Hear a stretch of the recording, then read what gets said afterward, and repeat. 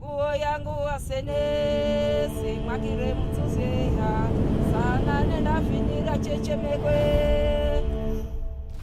uwo yangu wasenesi mwakire mtuzeha sana nenda finira chechemekwe uwo yangu wasenesi mwakire mtuzeha sana nenda finira chechemekwe. Afrika ni umugabane ukize mu mitungo kamere, gusa ukaba umugabane ukennye ndetse ugaragazwa nk'uri inyuma mu majyambere. Ibi byitirirwa ubukoloni ndetse hagahoraho impaka zibihakana zigaragaza ko ubukoloni bwarangiye. Ese koko ubukoloni bwarashize burundu muri Afrika? Mu kiganiro Opinion Panel cy'uyu munsi tugiye kuganira ku cyitwa Neocolonialism. Tubaye ikaze mwese abadukurikiye ndetse namwe batarakora subscribe, igihe ni iki ngo mujye mubona ibiganiro bitandukanye tubagezaho. Ikaze cyane. Neocolonialism ni ubwoko bushya bw'imitegekere, imikorere, kwagura ububasha n'ubutegetsi bw'igihugu cy'igihangange ku bihugu byoroheje gusa hatabayeho kubyambura ubwigenge.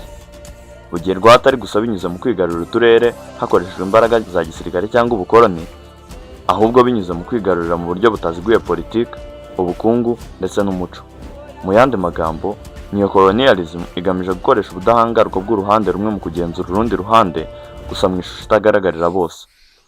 Urugero rwiza twavuga nko kuba igihugu cy'igihangange cyabyaza umusaruro umutungo kamere w'ikindi gihugu hatabaye ingurane ihwanyije agaciro, nyamara hakabaho kuyobya ndetse no gushaka indi mpamvu yitirirwa ingurane ku ishusho iherezwa rubanda.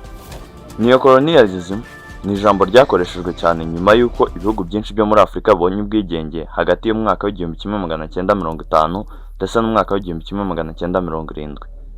Abashakashatsi n'abanyapolitike benshi bagaragaje ko nubwo Afurika yabonye amabendera yayo, indirimbo zubahiriza ibihugu ndetse n'ubuyobozi bw'abirabura, ibihugu bikomeye byakomeje kuyigenzura mu buryo bw'ubukungu, politike ndetse n'umuco.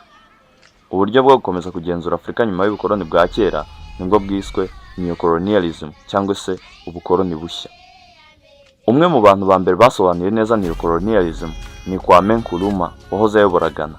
Mu gitabo cye cyitwa Neocolonialism, The Last Stage of Imperialism cyanditswe mu mwaka w'1965, yagize ati: "The essence of neocolonialism is that the state which is subject to it is in theory independent and has all the outward trapping of international sovereignty.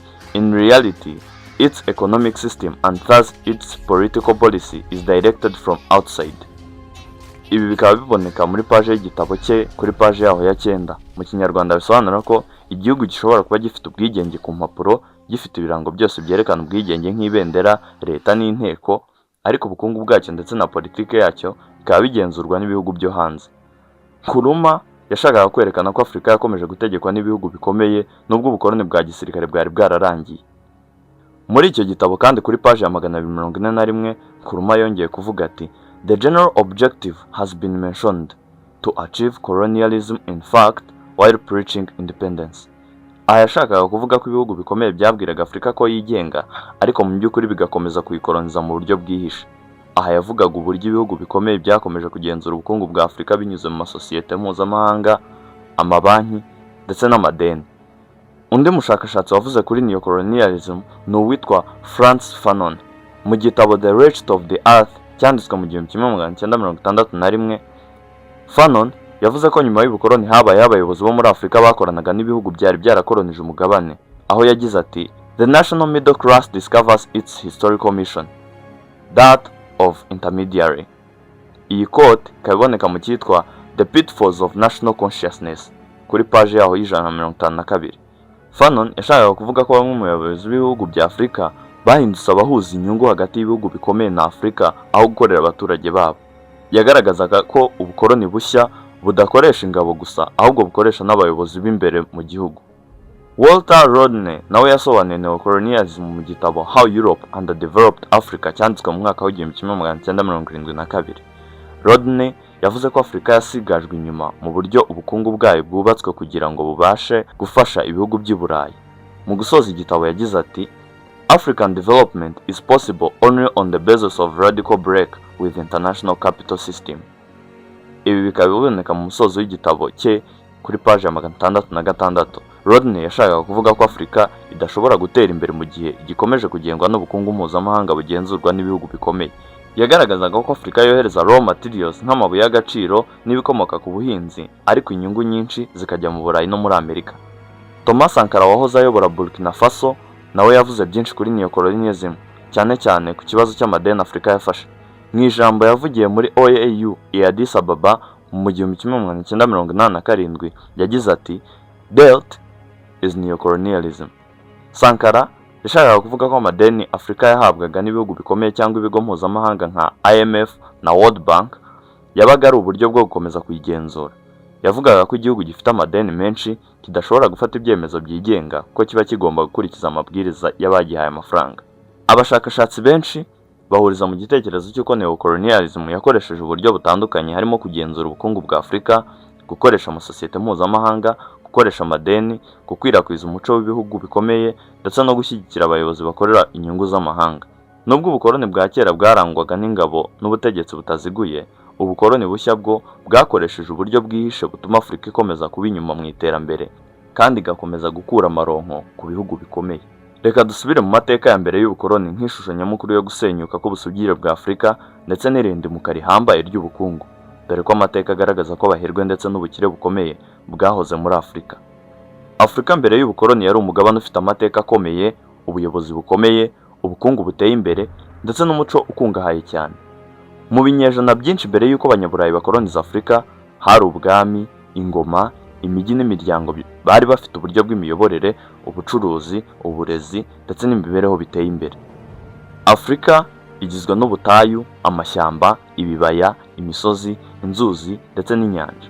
Ibi byagize uruhare runini mu mibereho y'abaturage no mu iterambere ry'ibihugu. Ubutayu bwa Sahara bwabaye inzira y'ubucuruzi hagati ya Afurika y'Uburengerazuba n'Amajyaruguru. Inzuzi nka Niger na Nile zafashije ubuhinzi no gukura kw'imijyi n'ubwami. Mu burasirazuba bwa Afurika, inyanja y'Abahinde yoroheje ubucuruzi hagati ya Afurika, Arabiya, Ubuperesi ndetse n'Ubuhinde. Afurika yari ifite ubwami n'ingoma zikomeye cyane. Hari abami bari bafite ububasha bwa politike, ubwa gisirikare ndetse n'ubw'idini. Ubwami bwa Mali bwari bukomeye cyane ku bijyanye n'ubucuruzi bwa zahabu. Mansa Musa yabaye umwe mu bayobozi bazwi cyane kubera ubutunzi bwe n'urugendo rukomeye i Maka. Ubwami bwa Songhai, Benin, Congo, Ethiopia ndetse na Great Zimbabwe nabwo bwagize uruhare runini mu mateka ya Afurika. Hari kandi n'imiryango itaragiraga umwami umwe, ahubwo igakoresha inama z'abakuru n'ubuyobozi bushingiye ku bwumvikane. Ubuhinzi bwari ishingiro ry'ubukungu muri Afurika mbere y'ubukoloni. Abaturage bahinze amasaka, uburo, imyumbati, ibitoki, ingano n'ibindi bihingwa. Ubucuruzi bwambukaga ubutayu bwa Sahara bwari ingenzi cyane. Zahabu, umunyu, imyenda, ibitabo n'amatungo byacuruzwaga hagati y'uturere dutandukanye. Mu nkengero z'inyanja y'Abahinde, imijyi ya Swahili yakoraga ubucuruzi n'ibihugu byo muri Aziya no mu burasirazuba bwo hagati. Hari kandi ubucuruzi bwo mu masoko y'imbere mu gihugu. Imiryango yagize uruhare runini mu mibereho y'abantu. Abakuru bubahwaga kubera ubwenge n'uburambe bwabo. Abana bigishwaga amateka, umuco, imyitwarire n'imirimo binyuze mu mvugo no mu bikorwa bya buri munsi. Hari gahunda z'icyiciro cy'imyaka zafashaga urubyiruko kwinjira mu buzima bw'abakuze no kumenyera inshingano zabo. Abaturage benshi bemeraga Imana nkuru ariko bakubaha abakurambere. Islam yakwirakwiye cyane muri Afurika y'Uburengerazuba n'Amajyaruguru binyuze mu bucuruzi. Kiliziya Gatolika n'Ubukristo byakomeye cyane muri Ethiopia. Abapfumu, abavuzi n'abasaseridoti bagize uruhare mu buyobozi no mu mibereho y'abaturage. Afurika yari ikungahaye mu miziki, imbyino, ubukorikori ndetse n'ubugeni. Ubwami bwa Benin bwamamaye kubera amashusho y'umuringa. Great Zimbabwe nayo yagaragaje ubuhanga mu bwubatsi bw'amabuye. Imigani, ibisigo, indirimbo n'amateka byabaga uburyo bwo kubika amateka no kwigisha. Uburezi bwatangwaga binyuze mu mvugo, mu nyigisho z'idini ndetse no mu kwimenyereza umwuga. Nyuma y'ibi byose ndetse n'ubushukanyi bwerekana yuko hari ubucuruzi gusa, haje gukurikiraho ikindi cyiciro cy'ubucakara. Ubucuruzi bw'abacakara bwagize ingaruka zikomeye kuri Afurika. Miliyoni z'Abanyafurika zajyanywe ku ngufu muri Amerika. Ibi byateje intambara, guhungabana k'ubukungu no kugabanuka kw'abaturage. Nubwo hari abayobozi b'Abanyafurika bagize uruhare muri ubu bucuruzi, hari n'ababurwanyije. Muri aba twavugamo abayobozi b'ibihugu bigiye bitandukanye, aho twavugamo nk'umwami w'abami wa Ethiopia, Emperor Haile Selassie. Oster Hamel avuga ko ubukoloni ari uburyo bwo gutegeka bwashyizweho kugira ngo bukorere inyungu z'ubwami kandi bugomba kumvikana nk'urwego rw'imikorere y'ubwami.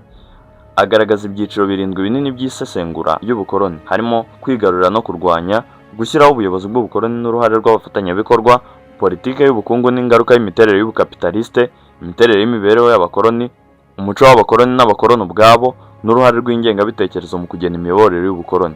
Osterhamer aharanira gushyiraho ibisobanuro by'ubukoloni bigamije gukoreshwa mu myaka irenga 500 y'ubukoloni ku isi. Avuga ko habaye igitekerezo cy'ubukoloni nk'inzira yatangiye n'ikwirakwizwa rya mbere ry'i Burayi nyuma y'igihe cyo hagati kandi iracyakomezana n'ubu.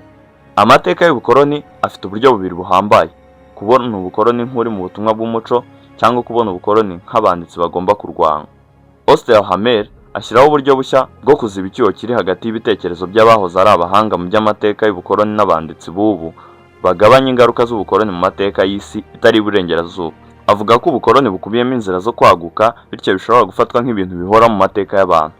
Atanga ubwoko butandukanye bw'ibice muri iki gitabo, harimo ubwoko butandatu bw'ingenzi bw'ubukoloni. Ibihe bitandatu by'ingenzi byatangiye mu mwaka w'1520. Ni ubwoko butatu bw'ingenzi bw'ubukoloni.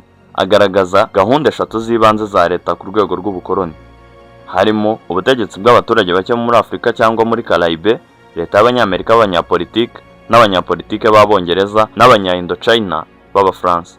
Mu mwaka w'1884 kugeza mu mwaka w'1885 habaye inama ikomeye cyane yabereye i Berlin mu Budage izwi nka Berlin Conference. Iyo nama yayobowe na Otto von Bismarck, ihuza ibihugu bikomeye by'i Burayi kugira ngo bigabane Afurika hagati yabyo.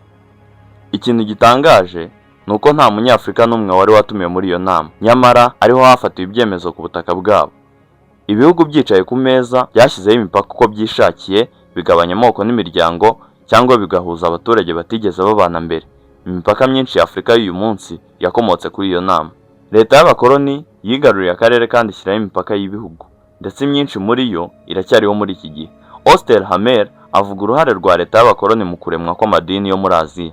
Ubuhindu nk'idini ry'isi ryari ridasanzwe mu Buhinde mbere y'ubukoloni. Asobanura ubukoloni nk'isano y'ubutegetsi hagati y'abaturage benshi kavukire n'abacengezi b'abanyamahanga. Inzira yose y'ubukoloni yagiye ishingira mu mimerere yaho, haba mu bwami no muri kavukire. Agaragaza kandi ibintu bibiri by'ingenzi biranga ubukungu bw'abakoloni.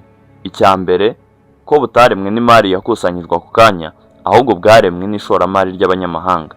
Icya kabiri ni imiterere y'amagambo y'ubukungu bw'abakoloni bwari burimo itigeze igereranywa n'imirimo y'ubuntu. Igitabo cye gitanga umurongo ngenderwaho w'ibitekerezo mu gushyiraho ibice by'ingenzi by'ubukoloni. Nyuma y'imyaka myinshi Afurika ikoronijwe n'ibihugu byo ku mugabane w'i Burayi, ibihugu byinshi byabonye ubwigenge hagati y'umwaka w'1950 ndetse n'umwaka w'1980. Icyakora kubona ubwigenge ntabwo byahise bikuraho ibibazo byari byaratejwe n'ubukoloni. Afurika yasigaye ifite ubukungu bushingiye ku bikoresho fatizo, imipaka yashyizweho n'abakoloni, ubuyobozi butari bushingiye ku nyungu z'abaturage, ndetse n'ingaruka z'umuco n'imitekerereze. Ibihugu byinshi bya Afurika byinjiye mu gihe cy'ubwigenge bifite icyizere cyo kwiyubaka no guteza imbere abaturage babyo. Abayobozi benshi b'Abanyafurika bashakaga kubaka Afurika yigenga, ifite ubukungu bukomeye ndetse n'ubumwe bw'abaturage. Ariko kandi ibibazo byinshi birimo intambara, ruswa, ubukene, ubusumbane, ibibazo by'amoko, kwivanga kw'ibihugu by'amahanga ndetse n'imiyoborere mibi byakomeje kugira ingaruka zikomeye. Nyuma y'intambara ya kabiri y'isi, ibihugu byinshi by'i Burayi byatangiye gucika intege mu bukungu no mu gisirikare. Ibi byafashije cyane ibihugu bya Afurika gutangira urugamba rwo gusaba ubwigenge. Abanyafurika benshi bari barize mu mashuri y'abakoloni cyangwa bakorera mu gisirikare batangiye gusobanukirwa uburenganzira bwabo. Hatangiye imitwe ya politike n'amashyirahamwe yasabaga ubwigenge. Ghana yabaye igihugu cya mbere cyo muri Afurika cyo munsi y'ubutayu bwa Sahara cyabonye ubwigenge mu mwaka w'1957 kiyobowe na Kwame Nkrumah.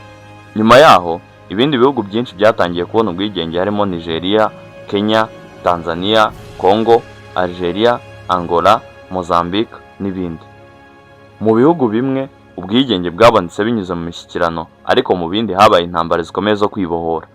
Algeria yarwanye imyaka myinshi n'Ubufaransa, naho Angola na Mozambique byarwanye na Portugal igihe kirekire. Ubwigenge bwafashwe nk'intambwe ikomeye mu kwigenga kwa Afurika no kwisubiza icyubahiro. Nubwo ubukoloni bwazanye ibikorwa byinshi birimo ibikorwa remezo, imihanda, gari ya moshi, amashuri n'amavuriro, ibyo byose byubakwaga mbere na mbere hagamijwe koroshya isahurwa ry'umutungo wa Afurika. Gari ya moshi nyinshi zakuraga amabuye y'agaciro cyangwa imyaka y'ubucuruzi zibijyana ku byambu kugira ngo byoherezwe i Burayi.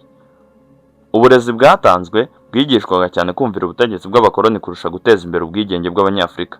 Umwanditsi w'umunyakenya Ngugi wa Thiong'o yavuze ko ubukoloni butafashe ubutaka gusa, ahubwo bwafashe n'ubwonko bw'Abanyafurika binyuze mu ndimi, uburezi ndetse n'umuco. Mu gitabo cye Decolonizing the Mind yasobanuye uburyo indimi nyafurika zasuzugurwaga kugira ngo abaturage bumve ibyo Abanyaburayi bavuga ko ari byo byiza kurusha ibyabo.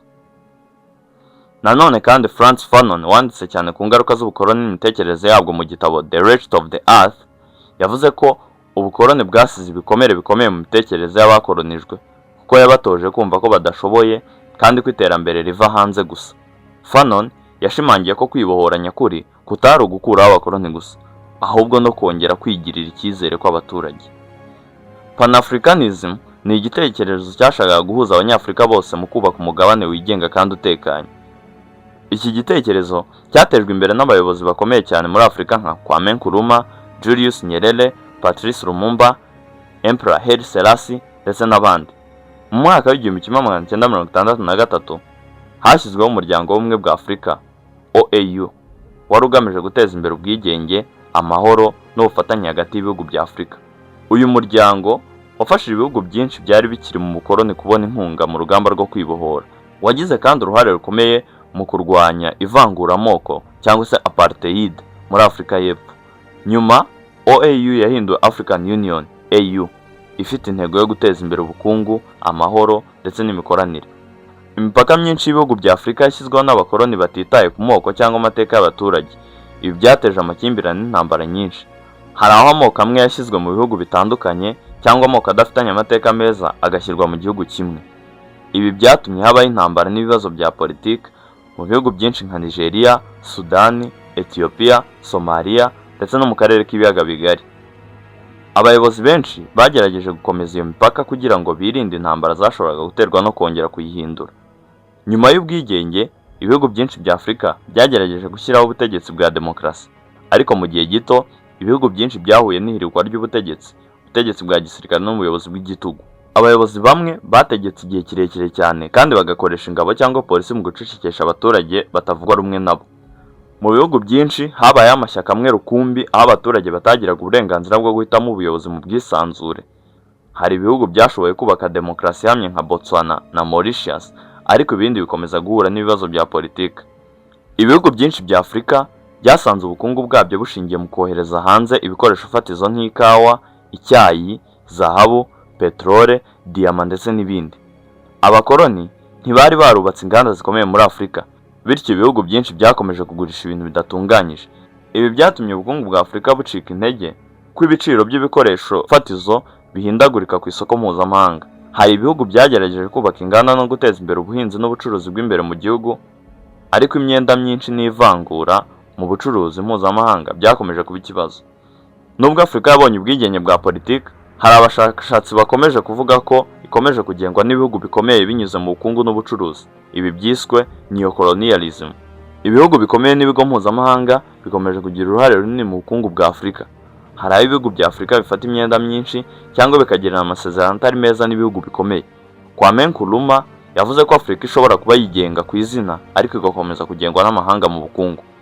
Ibiriho ubu aho Leta Zunze Ubumwe za Amerika ndetse n'ibindi bihugu bikomeye mu rwego rw'isi bihuriye mu muryango wa G20 bihurira mu nyungu rusange zitavugwaho rumwe mu bihugu bitandukanye bya Afurika. Gusa ibi ntibiri kuri Afurika gusa, ko mu minsi yatambutse inkuru ikomeye yababaje benshi ni ukuntu Leta Zunze Ubumwe za Amerika yifashishije ibirindiro by'ingabo bifite mu burasirazuba bwo hagati mu kurasa bikomeye mu gihugu cya Iran. Ibyatumye ibyo bihugu mu busanzwe bitabanye nabi na Iran byisanga bikomanya imitwe mu ntambara zitakabayeho, nyamara kabitera warebera nta kibazo kimusanga iwe. Turabashimiye ko mudahwema kudukurikira umunsi ku wundi. Ibitekerezo byanyu ndetse n'ubundi butumwa bwadufasha kwagura imikorere mwabutugezaho mwifashishije uburyo butandukanye nk'uko bivugwa muri description ndetse no muri comment section. Naho ubutaha.